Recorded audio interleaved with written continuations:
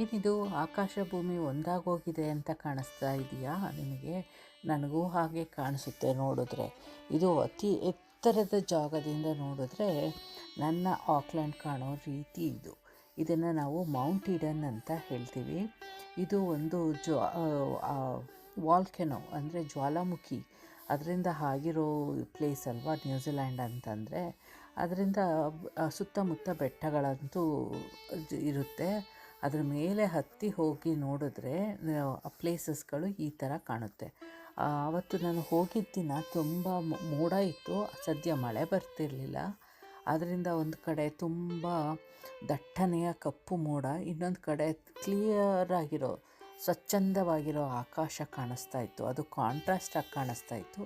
ಅದನ್ನು ನಿಮಗೆ ತೋರಿಸೋಣ ಅಂತ ಇವತ್ತು ಇದನ್ನು ಬಂದಿದ್ದೀನಿ. ಫುಲ್ ವಿಡಿಯೋನ ನೀವು ವಿಡಿಯೋದಲ್ಲಿ ನೋಡ್ಬೋದು. ಬನ್ನಿ ಹಾಗಾದರೆ ನೋಡೋಣ.